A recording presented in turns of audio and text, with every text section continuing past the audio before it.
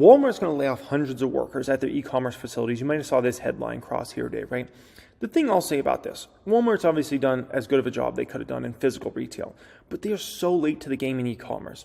And I think a lot of people got excited about Walmart e-commerce in 2020, 2021, because obviously everybody was using e-commerce for everything, right?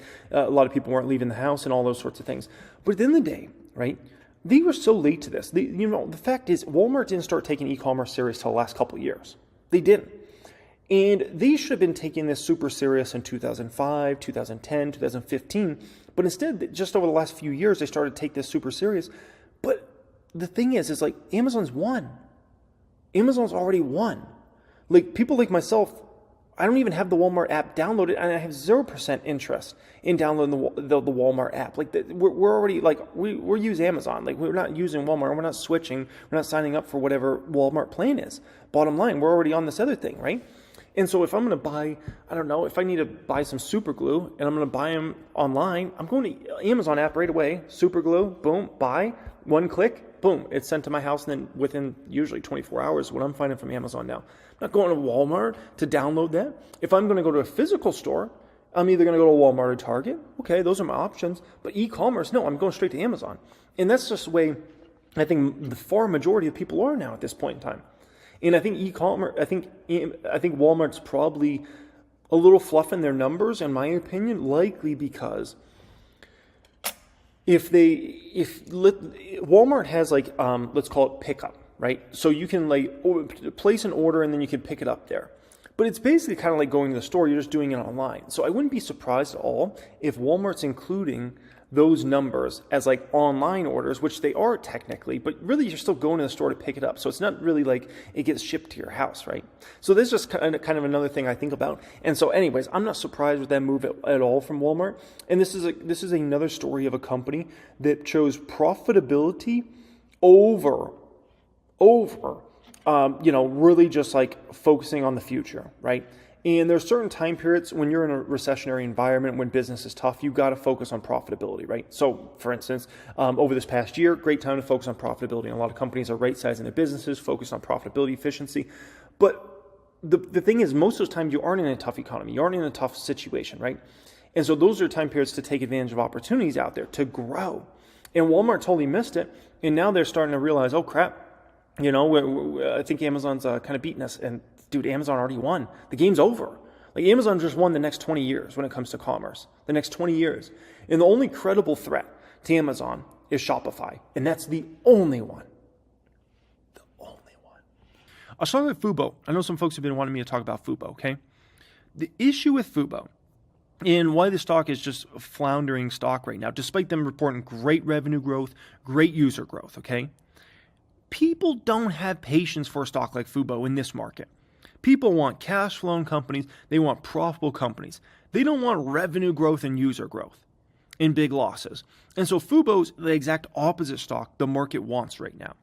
If this was 2-3 years ago, it's a whole different ballgame for a company like Fubo, but no one has any respect to this, right? Look at what David Gandler put out on his Twitter page, right? This is correct. Our plan is to achieve cash flow positive in 2025. I mean, just in this market, no one wants that. The market has zero patience for companies like this, okay? And so Fubo could be an extraordinary opportunity for people that have patience that can, wait it out a while. But I'm just telling you, in this market with, Fed funds rate 5% or whatever we're at, right? So much uncertainty. No one wants a piece of companies like this. And that's why the stock's $1 today. That's exactly why. No one wants that. You can't talk about cash flow positive in 2025. People want it today. And if it's not today, they want no piece of it. No piece of it. People don't have any risk appetite for anything that's unprofitable and like, we're going to make money someday. And so that's why you're continuing to see these stocks just have trouble, despite a lot of stocks doing great, right?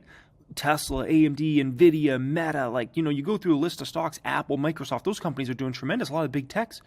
But guess what? Those companies, huge cash flows, huge profitability. And do they have much slower growth rates than they've had in the past? Absolutely. But people look past that because they care about cash flow now. They care about profitability now. If you look at a stock like Honest, Same exact situation as a Fubo, but the difference between Honest and a Fubo is Honest should be profitable for sure in 2024 on a yearly basis. I wouldn't be surprised if they put up a profitable quarter in 2023, if not 2 profitable quarters in 2023. But in this market, no one has patience for that. They want it now, today. If it's not today, they don't even want it. Okay? They can't even think about that. If it's not today, they don't want it, right? Why is Meta tearing it up? This stock seems like it hits a new high after a new high after a new high, over this past basically about 5 months now, right? Meta, what are they focused on? Cash flow, margins, profitability, net income, right? Everything Wall Street wants, they're giving it. Efficiency in the business model. And what happens? That stock is being rewarded day after day after day. It seems like the stock market goes down, Meta goes up, market goes up, Meta goes up. It seems like it just doesn't matter right now. Like it has been like that for like 5 months now. Meta's just on an absolute tear. But they're giving the market exactly what the market wants right now, right? And we're doing tremendous. We're going to do a lot better in the stock over the next few years, I can tell you that. This stock's going to 600 plus over the coming years. But, it's giving the market exactly what the market wants right now, okay? This worries me. And what this worries me is in regards to the indexes and kind of where the indexes could trend over the next 3 to 6 months. We have a freakish divergence going on between the Russell and the NASDAQ right now. This is a year to date. The NASDAQ's up 17.5%. The Russell's down about 1%. That is not normal. That's the furthest thing from normal. Something is wrong. Okay? Remember what I told you guys late last year. I ran you through the difference between the Dow Jones Industrial Average and the NASDAQ. And those ones had such an insane divergence of like 20 percentage points. It didn't even make sense. I think at one point it even was more than 20 percentage point. Didn't make sense. Something was wrong. Sure enough, what are we seeing this year? The Dow doing pretty much nothing. And actually, I think it's down this year, right? Because S-Dow's definitely doing well for me.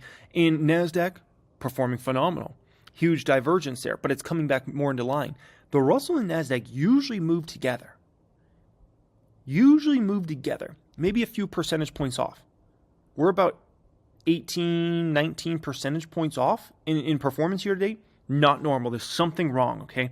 And so I'm going to probably have to do a whole dedicated video just diving into that subject. It's an important subject because no one's talking about it, and I can tell you that is not normal. That is freakish, folks. That is very, very freakish out there. Palantir stock. So Palantir stock, this is a position I have in the public count, 4,300 shares. It's not really doing too much right now, right? We're up about 8% on it, about $2,800. And a lot of people are wondering with Palantir stock specifically, when does this one make its next big move, up or down for that matter, right? And because, it's just kind of floundering here. It's just chilling. You're getting some announcements that come out of new deals with Palantir, but you're always going to hear about new deals with Palantir. That's just the way it is, whether it's government contracts, whether it's, the commercial contracts, you'll hear those deals coming out with Palantir. But in regards to Palantir, here's the deal, okay? What I think a lot of people are looking for, and I think Wall Street specifically, okay, not really retail investors, I think Wall Street specifically, they're confused. Damn it, I'm confused as well on what is Palantir's real profitability moving forward. So Palantir puts together a profitable quarter, right? And Alex Karp on the conference call said that he expects the company to be profitable moving forward, including on the full year 2023. Great. But he did not go into detail. He did not say that we're going to be profitable every quarter. If you listen to that full conference call, which I listened to it twice, I listen to many of my companies I own conference calls at least 2 to 3 times. When you listen to that conference call, he never once said, we're for sure going to be profitable every single quarter. He said, yeah, we're expecting to be profitable for the year. But he stopped short of there. So what happens if this upcoming quarter is not profitable for the company? What happens to the stock in that situation? And does everybody run to the assumption that they're not going to be profitable? What if they're far more profitable than expected? That's what everybody's trying to figure out right now. I'm trying to figure that out. I don't know, okay? I don't know how profitable the company is really going to be over this next year. And that, in my opinion, is causing confusion, and that's why you're having trouble getting a big move. Once it becomes more clear on what Palantir's actual profitability is looking like in the future here, that's when I think there's going to be more clarity around the stock, and Wall Street can start to consider this more in terms of adding a position. Because I think it's actually on a lot of Wall Street fund managers' radar, but I think it's on their radar from like a stocks to watch type category, not a stocks to buy type category, right?